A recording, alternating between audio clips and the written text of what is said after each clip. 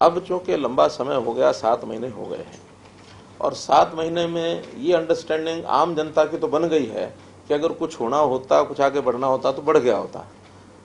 हम लोग अपने किसानों के जो बिल बनाए गए हैं, कानून बने हैं, उनकी जितनी भी सार्थकता है, उनके जो विशेषताएं हैं, वो सब हमने जनता को बताई हैं, बार बार बता रहे हैं। और वो इसमें कमियां क्या हैं वो बताए बिना एक ही जो रट लगाए हैं कि नहीं कुछ भी हो परनाला उथे दा उथे, एक जो जिद है वो पकड़ के बैठे हैं।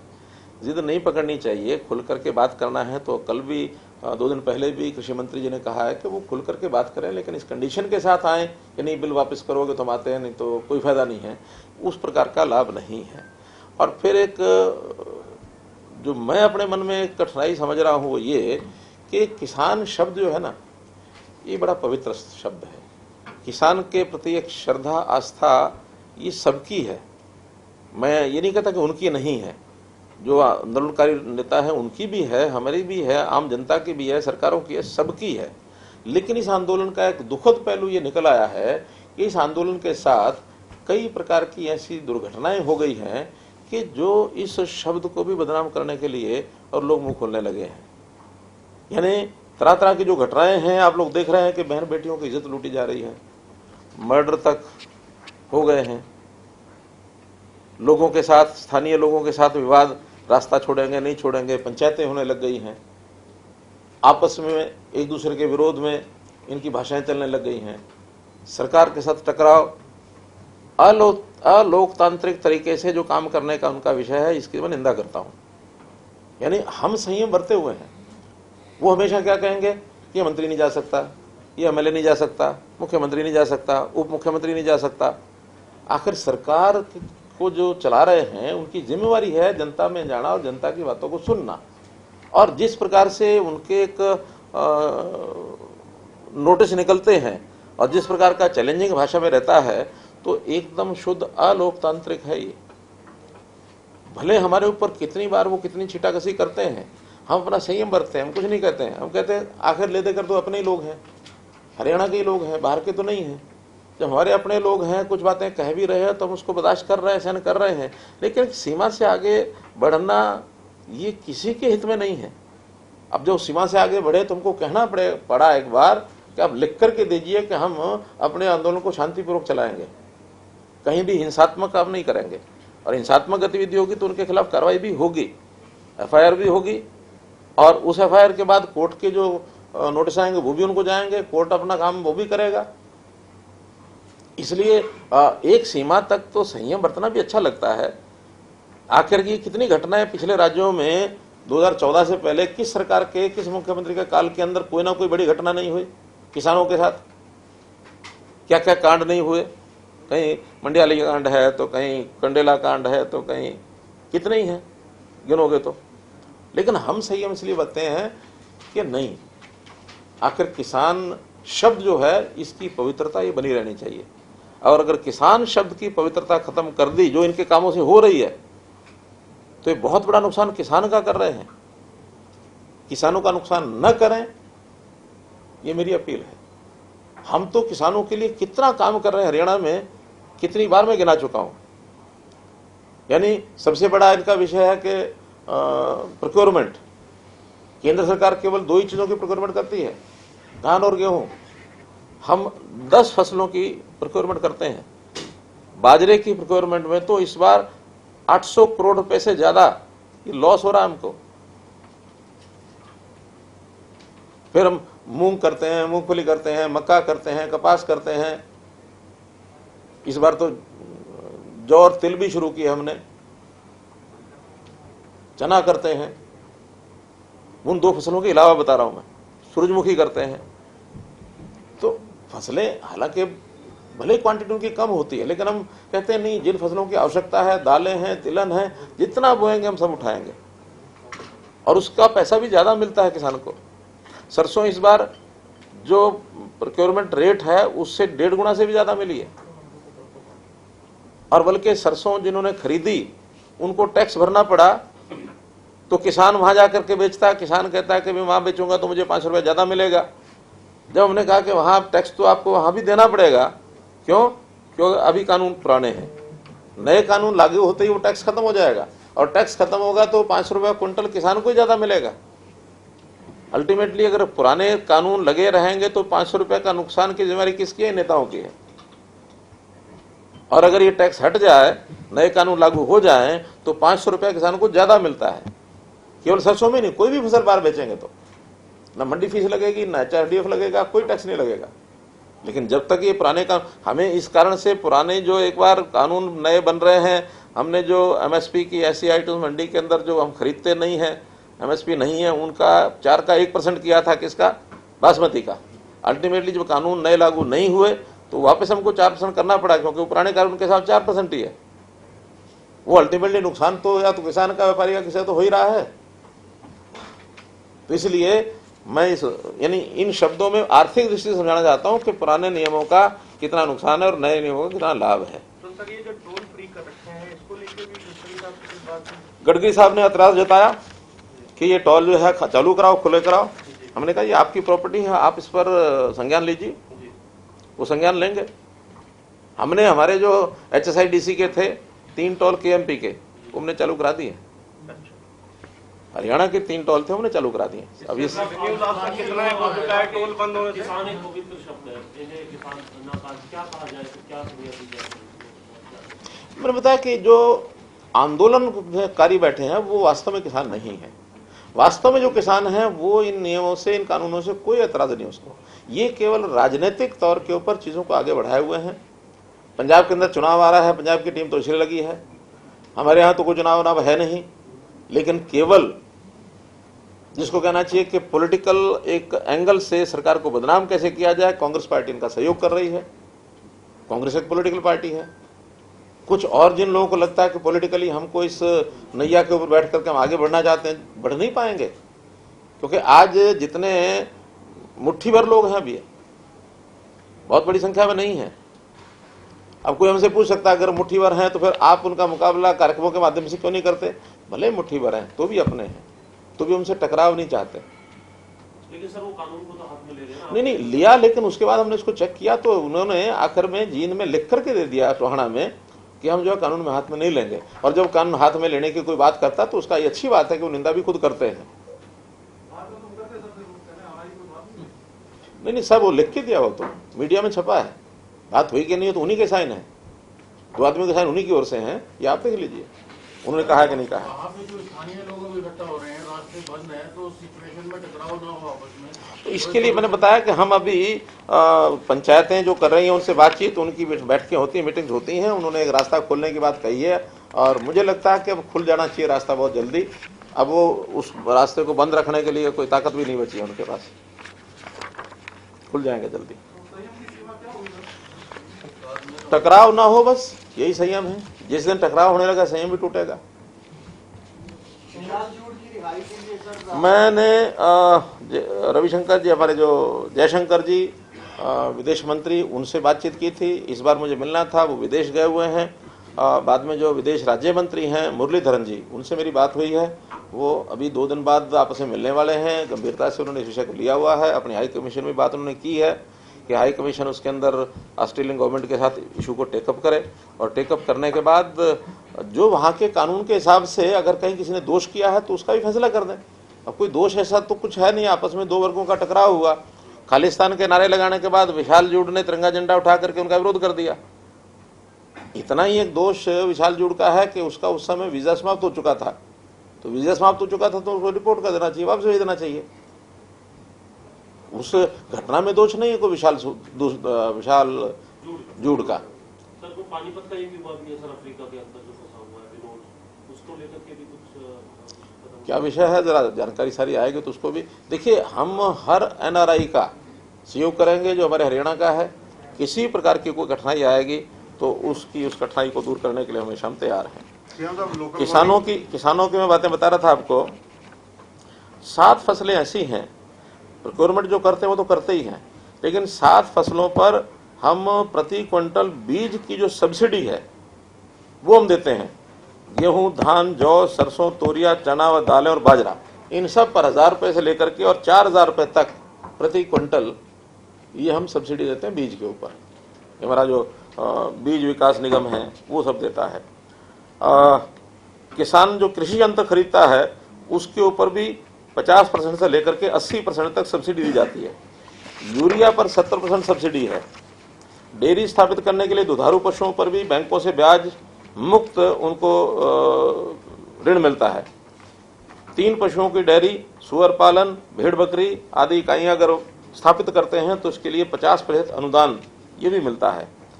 कृषि कार्यों के लिए 3 लाख रुपए तक का कर्ज बिना ब्याज के उपलब्ध करवाया जाता है। भूमिगत पाइपलाइन पर 10,000 रुपये प्रति एकड़, अधिकतम 60,000 रुपये प्रति किसान, ये अनुदान राशि भी हम देते हैं।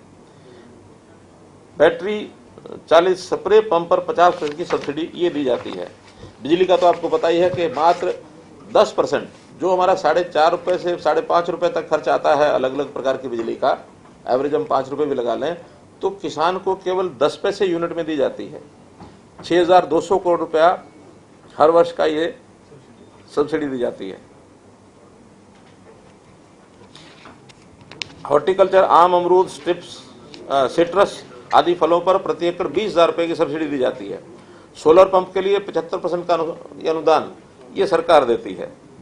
फसलें खराब होने पर जैसा मुआवजा है वो प्रधानमंत्री फसल बीमा योजना में तो प्रीमियम का होता है, वो तो देते ही, उसका आधा प्रीमियम सरकार देती है। लेकिन अगर नहीं भी कराया तो 12,000 रुपया प्रति एकड़ ये सरकार की ओर से दिया जाता है। मशरूम की खेती पर 40%, हाइब्रिड सब्जी पर 50%, वर्टिकल खेती पर 65%, मधुमक्खी पालन और उनके बक्से खरीदने पर 75 से 85%। और सबसे अधिक एक महत्वपूर्ण बात, प्रधानमंत्री किसान सम्मान निधि 6,000 रुपया प्रति परिवार 3 किस्तों में, 4 किस्तों में, ये 3 किस्तें 4-4 माह की, ये 19 लाख परिवार हरियाणा के जिनको ये पैसा आता है। तो अगर ये हिसाब लगाया जाए तो कई हजार करोड़ ये किसानों के नाम से सब्सिडीज जाती हैं। प्रधानमंत्री का जो किसान सम्मान निधि है उसका सब मिला लें तो कई हजार करोड़ रुपये बैठता है। आज भी हरियाणा का किसान, मैं कहता हूँ पूरे देश भर में सबसे ज़्यादा सहयोग हरियाणा सरकार करती है, अगर ये सारे हिसाब लगाएंगे। मैं इसलिए बता रहा हूँ कि इन विषयों को आपके माध्यम से मैं सारी जनता को भी, किसानों को भी बताना चाहता हूँ। किसान हमारा अन्नदाता है और इस किसान, क्योंकि बड़ा वर्ग किसानों का है हरियाणा में, उनकी स्थिति ये हम सुधारना चाहते हैं। और किसान ही नहीं तो कोई भी जो गरीब परिवार है उन सबको हमने उसका जो डाटा है वो लेकर के ऑर्गेनाइज करना शुरू कर दिया है। उसमें मेरा ये परिवार पहचान पत्र नाम से हमने जो घोषणा की कि हर एक परिवार की इनकम कितनी है इसका हम वेरीफाई करा रहे हैं। वेरिफिकेशन का काम शुरू हो गया है, कोविड के कारण से थोड़ा लेट हुआ था, अभी फिर वो ठीक स्पीड पकड़ गया है। और अब उसकी पहली जो एक जिसको डेटा की एक किस्त कहनी चाहिए, एक इंस्टॉलमेंट कहनी चाहिए, 50,000 रुपये तक जिन परिवारों की अभी तक हम पहचान कर पाए हैं, अभी चल रहा है, लेकिन अभी जो अभी तक जो आंकड़ा आया है 30,000 परिवारों का आंकड़ा लगभग ये हमारे पास आ चुका है, जिनकी आय वास्तव में 50,000 रुपये साल से कम है, यानी 4,000 रुपये महीना सिर्फ। ऐसे परिवारों का हमारे 6 डिपार्टमेंट हैं जिन्होंने जिम्मा लिया है कि इन सब परिवारों की आय पहले खेप में 1 लाख रुपया और फिर उसके बाद 1,80,000 रुपया ये हम करेंगे साल भर के अंदर अंदर। इनको कल से इन परिवारों को सूची दे दी जाएगी, इन सब का वो इंटरव्यू करेंगे सभी डिपार्टमेंट। वो कॉमन एक प्लेटफॉर्म बनेगा, हर एक डिपार्टमेंट का एक आदमी उसमें रहेगा और सब 35,000 का इंटरव्यू किया जाएगा कि वो क्या काम करना चाहते हैं। कल से शुरू करके और इसको 15 दिन का, ये जिला वाइज सूचियाँ मिलेंगे उनको सबको, 15 दिन का उनको समय दिया जाएगा। हमने भी 15 दिन सोचा है, मान लो डिले होगा तो और आगे 15 दिन एक्सटेंड करेंगे, लेकिन 1 महीने के बाद उनके प्रॉपर काम, जिस किसी को पशु पालना है पशु उसको दिया जाएगा, किसी को छोटा कोई MSME का कोई अपना प्रोजेक्ट लगाना तो वो लगाएगा, किसी को गाय भैंस बांधनी है उसके लिए पैसा दिया जाएगा, किसी को लोन लेकर के कोई छोटी मोटी दुकानदारी करनी है वो दिया जाएगा, किसी को वाहन चलाना है, रिक्शा गाड़ी चलानी है वो उसको दिया जाएगा। मजदूरी करने वालों को जो ठेकेदार हैं उनसे हमारी बातचीत हो चुकी है, उनको कह करके हम उन लोगों के ठेके की जो मिनिमम की होती है वेजेस उसको उस पर भी करेंगे तो भी लाख रुपए से ऊपर परिवार को मिल जाता है। ये मुख्यमंत्री परिवार उत्थान, अंत्योदय परिवार उत्थान योजना, अंत्योदय परिवार उत्थान योजना, तो उस पर मेरा अभी बताने का अर्थ है योजना तो पहले हमने बना ली, देखना अब कल से इस पर काम शुरू हो जाएगा। 30,000 परिवारों की एक सूची ये कल डिपार्टमेंट्स को दे दी जाएगी, वो फिर अपने सिस्टम से आगे हर एक जिले में जा जाके उनके सबके इंटरव्यू करेंगे। 50,000 क्या होता है? बीपीएल तो हमने 1,80,000 तक माना है। ये तो बीपीएल से भी बीपीएल है, सबसे गरीब। इसलिए हमने इसको इस ढंग से योजना बनाई है कि लोएस्ट इनकम ग्रुप हमको पहले पहचान करनी है। हम एक पैरामीटर तो मान लेते हैं भी 1,80,000, अब 1,80,000 तक कितने निकलेंगे, लेकिन 1,80 वाला भी अपने घर परिवार को चला रहा है। 1,80 का मतलब होता है 15,000 रुपये महीना। लेकिन जो बिल्कुल ही 2-4-5,000 पर बैठे हैं, उनकी चिंता तो हमको पहले करनी पड़ेगी। तो इसलिए अंत्योदय परिवार उत्थान योजना, इसको हम आगे बढ़ाएंगे और इसमें जैसे जैसे आगे बढ़ते जाएंगे अगली सूची आती जाएगी। पहले साल में हम 1 लाख परिवारों की हमने टारगेट रखा है, अभी 30,000 की लिस्ट कल जारी करेंगे। इसके बाद फिर बाकी जैसे वेरिफिकेशन हो जाएगी उसके बाद जारी करेंगे। तो मोटे रूप से मुझे आज आपके सामने ये विषय सब रखने थे। विषय काफी आए हैं। किसानों का एक न्योता आपने स्वीकार किया था गांव में जाने का, कार्यक्रम रामथाना गांव में, वो तय हो गया है? देखिए, उन्होंने ही कहा था कि हम 15 दिन बाद आएंगे और मुझे लगता है कि वो अपनी तैयारी कर रहे हैं। 15 दिन अभी हुए नहीं है। जिस दिन 15 दिन बाद आएंगे मैं उनको समय दूंगा। ये उनका काम है, समय लेंगे मैं दूंगा। बल्कि कल चरखी दादरी से एक एडवोकेट ने कहा है कि मैं किसानों का वहाँ कार्यक्रम कराऊंगा और वो जिस दिन मेरे से समय मांगेंगे मैं वो समय दूंगा। पंचायत चुनाव में सर कब तक फाइनल होने की उम्मीद है? अभी कोर्ट में भी केस है, लेकिन कोविड के कारण से ही ये विषय रुका हुआ है। कोविड का मामला अगर मान लो थर्ड वेव नहीं आती है और ये इस मामला रूटीन में ठीक हो जाता है तो आने वाले कुछ महीनों में इसका निर्णय लेंगे। सीएम साहब, पंजाब सीएम से आपकी कोई बात हुई है? क्योंकि केंद्रीय जल मंत्री ने कहा था कि आप मीटिंग कीजिए, कोई संपर्क हो पाया सर? और क्या लगता है कि पंजाब में जिस तरह से चुनाव आ रही है उनका रुख क्या लगता है? क्योंकि इससे पहले पंजाब का रुख जो है सकारात्मक नहीं रहा। देखिए, जहाँ तक मीटिंग का विषय है, ये केंद्रीय हमारे जो जल शक्ति मंत्री हैं उन्होंने ही इसके इनिशिएटिव लेकर के उनसे बात करनी है। वो बात करेंगे, डेट कोई तय होगी तो मीटिंग करेंगे। मुझे नहीं लगता कि मैं स्वयं बात करूंगा तो कोई मीटिंग करेंगे, क्योंकि अल्टीमेटली समन्वय तो इसका केंद्र सरकार को ही बैठाना है। उन्होंने ही कहा था कि मैं बात करता हूँ, एक मीटिंग आपकी कराता हूँ। एक एक लोकल बॉडी को लेकर जिस प्रकार से आप रेवेन्यू की बात कर रहे हैं, उसमें सर जैसे पहले चुंगिया होती थी 1 दशक पहले, चुंगियों की प्रॉपर्टी हरियाणा के अंदर जगह जगह पड़ी है, उनका क्या किया जा रहा है? क्या उनको बेचा जा रहा है या कैसे? नहीं, अगर चुंगियों वाली प्रॉपर्टी जगह अगर पड़ी है तो वो पंचायतों की या नगर पालिकाओं की है। जहाँ वो थी तो नगर पालिका उसको जैसा उपयोग करेगी। देखिए, हमने स्वायत्तता दी है इन विभागों को। पंचायती राज एक्ट जो बना था उसमें लोकल बॉडीज को स्वायत्तता दी जाए, तो जो प्रॉपर्टी उनकी है वो उनके पास रहेगी। उनसे अगर प्रदेश सरकार लेती है तो पैसा दे के लेती है, और वो अगर प्रदेश सरकार की कोई जमीन अगर लेते हैं तो पैसा देकर लेते हैं। वो उसके लिए कलेक्टरेट फिक्स किया हुआ है। तो प्रॉपर्टी का उपयोग क्या होगा, अलग अलग जगह से है, जैसा होगा वैसे वो करेंगे। गाँव के अंदर जो तोड़फोड़ हो रही है उसको लेकर के, उनके पुनर्वास को लेकर के कुछ व्यवस्था उनके सारा सर्वे हो गया है। 3400 परिवार ऐसे व्यक्ति ऐसे निकले हैं जो हरियाणा के वोटर हैं। परिवार लगभग 1400 हैं। तो ऐसे 1400 परिवारों के लिए हमने कहा है कि हमारे पास वहाँ फ्लैट हैं बने हुए, उस फ्लैट का एक रेट भी तय है, उसकी किस्तें तय करनी है और बैंक से तालमेल बैठाना है। कुछ पैसा उनसे पहले लिया जाएगा, बाद में किस्तें करके उनसे वो बैंक को देते रहेंगे। उन 1400 परिवारों का तो मोटे रूप से हमने तय कर लिया है। बाकी परिवार क्योंकि दिल्ली के परिवार हैं, वोटर वहाँ हैं, कोई वोटर कहीं भी नहीं होगा, वो बाद में आया होगा, बैठा होगा, तो जैसा योजना होगी। वहाँ पर गाँव है डबुआ कॉलोनी। डबुआ कॉलोनी में फ्लैट बने हुए हैं पहले से। ये जो छोटे आशियाना टाइप हैं या जो क्या इनको बोलते हैं, हाँ, JNUREM नाम से बना हुआ। डेल्टा प्लस वेरिएंट हरियाणा में भी मिला है, इधर पंजाब में भी सराउंडिंग एरिया में लुधियाना के आसपास है। अभी क्या स्थिति है इसको लेकर और क्या इसके लिए जो है कदम उठाए? देखिए, अभी तक हमारे यहाँ रिपोर्टिंग में फरीदाबाद से एक केस आया था, लेकिन वो भी 1 महीना 1.5 महीना पहले आया था। रिपोर्टिंग भले 3 दिन पहले की है, लेकिन वो जानकारी हमें मिली कि 1 महीना पहले केस आया था। और उस केस के कारण से कोई हमें नुकसान हुआ ऐसा नहीं है, क्योंकि ये 15 दिन के अंदर अंदर सारी जानकारियाँ मिल जाती हैं। उसकी लाइफ तो बहुत कम ही होती है, लेकिन जो इन्फेक्टेड आदमी होता है उसका भी 15 दिन के बाद उसके आगे बढ़ने की कोई खतरा नहीं होता है। इसलिए वो केस तो मैं मान के चलता हूँ उसका कोई खतरा नहीं है। फिर भी थर्ड वेव की बात हो रही है या अलग अलग प्रकार के वायरस हो रहे हैं। कल हमने एक मीटिंग अपने डिपार्टमेंट की रखी है, तो 3 डिपार्टमेंट बैठ के विचार करेंगे। हमने तैयारियां पूरी की हुई हैं, फिर भी उसका समय समय पर रिव्यू है वो हम करेंगे। एक रूटीन का काम है, हो जाएगा। हमने उनको शुभकामनाएं दे दी हैं। ये उनकी अपनी पार्टी का विषय, हमें उससे कोई लेना देना नहीं। मिनट हाँ। सर सीरो सर्वे भी करवाया जा रहा था हरियाणा में कोरोना की दूसरी लहर को देखते हुए, क्या उसकी रिपोर्ट आ चुकी है? एक बार जो पहले हमारा दूसरा राउंड हुआ था उस समय तो 43% था। अब तीसरे राउंड की मुझे जानकारी नहीं है कब होगा या होगा कि नहीं हुआ है कोई जानकारी। सीरो सर्वे अभी करेंगे, पोस्टपोन किया, करेंगे। अवैध चौटाला कह रहे हैं कि भाजपा सरकार हैदराबाद में जो उपचुनाव होना है उससे भाग रही है। क्यों? हम अभी चुनाव आया कहाँ है? जब चुनाव आएगा तो डट के लड़ेंगे। किसी ने मना कर दिया? हमारा नहीं, हम नहीं करा रहे, हमारे हाथ में नहीं है ये, केंद्रीय चुनाव आयोग के हाथ में है। उन्होंने पिछली बार जब कोरोना था उस समय कुछ एरिया के टाले थे, कुछ उन्होंने कराए थे, लेकिन अब जैसे ही बाकी प्रदेशों के चुनाव, क्यों एक एक चुनाव नहीं करते हैं, वो तो बहुत प्रदेशों के जब चुनाव इकट्ठे हो जाते हैं उस समय एक साथ कराते हैं। तो जब वो कराएंगे उस समय हमारे गठबंधन में चाहे हम लड़े चाहे जेजेपी लड़े, चुनाव लड़ेंगे, डट के लड़ेंगे। ऐसी क्या बात है? किसी ने कह दिया?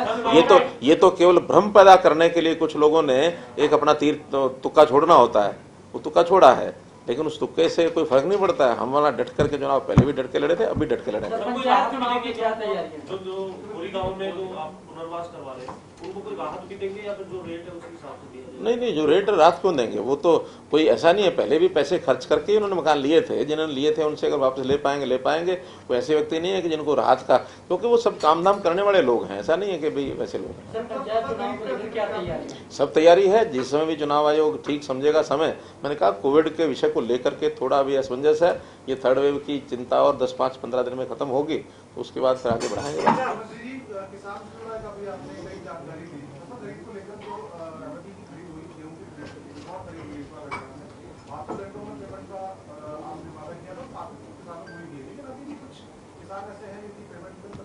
ऐसा लगभग 50 करोड़ रुपया एजेंसीज की तरफ बकाया था, वो हमने एजेंसीज को दे दिया है। उसमें कुछ लोगों के अकाउंट्स, बैंक अकाउंट्स वो मिलते नहीं हैं और उसके कारण से पैसा देने का भी वापस होता है। वो एक एक किसान को कहा जिसका भी बचता है वो आकर के एजेंसी से अपना अकाउंट ठीक करा ले और ट्रांसफर करा ले। हमने तो इस बार जिसको लेट भी हुआ है उसको भी हर दिन का इंटरेस्ट दिया है।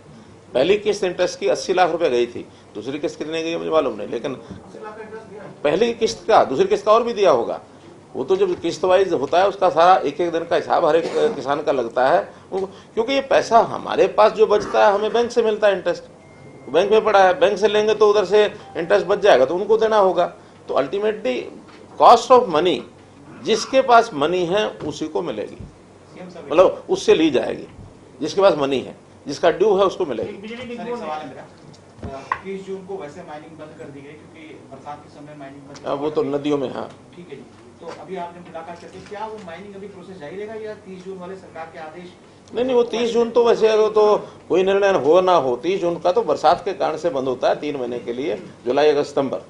1 अक्टूबर से फिर खुलता है, वो परमानेंट नियम है। इसी में एक सवाल और सर, एनजीटी ने बार-बार सरकार को भी लिखा, पर्यावरण विभाग को भी लिखा कि कुछ क्रशर ऐसे हैं जो अवैध रूप से चला रहे हैं, लेकिन प्रमुखता से देखा गया कि उन पर डिपार्टमेंट पहुंच नहीं पाता क्योंकि उनके पास स्टाफ की कमी है और स्थिति ये होती जब तक वो पहुंचते हैं तब तक मतलब पर्यावरण। देखिए कोई भी कमी है उसको पूरा करेंगे। अगर स्टाफ की कमी है तो नियमित भर्ती अब हम क्लास 4 की क्लास 3 की करने वाले हैं, बल्कि हमने 1 टाइम रजिस्ट्रेशन जो किया हुआ है उसमें लगभग 7 लाख ऐसे एप्लीकेशन आ चुकी हैं। लेकिन जब उसकी डेट तय करेंगे उस डेट से पहले उसको पोर्टल को खोलेंगे और 1 महीने के लिए वो खुलेगा लगभग, और उसके बाद क्योंकि उसका स्टाफ सिलेक्शन कमीशन वाले अपनी योजना बना रहे हैं और हमने उनको कहा कि अब क्योंकि परीक्षाएं परिणाम आते ही 10वीं के 12वीं के जैसे परीक्षा परिणाम आ जाएंगे, 10वीं को तो अब आई गए समझो, कोई उसका अंतर है नियम, 12वीं +2 का जो है वो आने वाला है। तो जैसे आ जाएगा फिर उसके बाद उनकी योजना बना करके टाइम दिया जाएगा कि अब फॉर्म भरने के लिए टाइम, और फिर 1 time registration single exam group D और सी का। इसमें सर एक कंफ्यूजन है, एक तो डेट आ गई थी 30 जून की लास्ट डेट, नहीं बढ़ाएंगे उसको। प्रधानमंत्री सम्मान किसान निधि उस तरह से हरियाणा के किसानों को, छोटे किसानों को राहत भी आप एक योजना बना रहे थे, उसमें हमने उसको परिवार समृद्धि, मुख्यमंत्री परिवार समृद्धि योजना में 6,000 रुपये साल का घोषणा की हुई है। पिछले साल हमने 4,000 रुपये दे दिए थे, लेकिन वो कैश देने के बजाय जितनी स्कीमें होती हैं, खास करके सामाजिक सुरक्षा पेंशन की स्कीमें, उनको कोई 60 वर्ष के बाद कोई मिले, पेंशन मिले, और उससे पहले ये जो प्रधानमंत्री जीवन ज्योति योजना 12 रुपये प्रति सदस्य का हर साल का होता है, 330 रुपया जीवन सुरक्षा योजना का होता है। ऐसे उनकी जो फसल की किस्त देते हैं प्रधानमंत्री फसल बीमा योजना की, ऐसी किस्तें जो लोग नहीं देते हैं उसका फार्मूला सब बना करके और वो उसमें से काटा जाएगा, बाकी पैसा बचाएगा उनके खाते में जमा कराएंगे। लेकिन वो पोर्टल अभी थोड़ा उसमें डिले चल रहा है, बहुत जल्दी, क्योंकि कोविड के कारण से सारी चीज़ें रुक गई थी। अब ये सारा दोबारा से शुरू करके इस साल का हम हर एक का जो उस रेंज में आते हैं सबको देंगे। स्टाफ सिलेक्शन कमीशन के बारे में आपने बहुत सारी इतनी योजना बनाई थी, इम्प्लीमेंट होगी लगभग। अब जो 30 जून तक का था वन टाइम रजिस्ट्रेशन, वो तो भी आप कह रहे हैं टाइम बढ़ाएंगे, लेकिन जो 7 लाख जो लोग आए हैं ग्रुप सी और डी के लिए, इसका कॉमन एंट्रेंस टेस्ट होगा, वो 3-4 महीने में आप कह रहे हैं जब होगा, तो उसमें ग्रुप सी और डी का होगा अकेले, ग्रुप डी का अलग से होगा क्या? अलग, डी का अलग होगा, सी का अलग होगा। सी का अलग। हाँ, कुछ लोगों ने तो दोनों फार्म भरे अपने, सी बी डी बी। कुछ लोगों की जिनकी हायर एजुकेशन थी वो अपना केवल सी का भरा, डी का नहीं भरा। जिनकी लोअर एजुकेशन थी, कुछ लोगों ने केवल डी का भरा है, वो सी का भर ही नहीं सकते थे। और इसमें हरियाणा के लोग लगभग अभी तक जो भरे गए 99% लोग हरियाणा के हैं, 1% आदमी बाहर का है सिर्फ। 7 लाख में से 8,000 एप्लीकेशन ऐसी हैं जो हरियाणा के बाहर की है। कमीशन ने जूनियर सिस्टम इंजीनियर का रिजल्ट डिक्लेयर कर दिया था, दक्षिण हरियाणा बिजली वितरण निगम ने उनको ज्वाइनिंग नहीं कराया, जबकि आपका भी पिछली दफा बयान आया था जब उन्होंने बोर्ड ऑफ डायरेक्टर्स देखेंगे, हमें ध्यान में है ये विषय। तो ये अभी उनको नौकरी की अभी ध्यान में है विषय, कोई निर्णय उसका पुख्ता निर्णय लेंगे। ऐसी स्टाफ सिलेक्शन के पद से जिनकी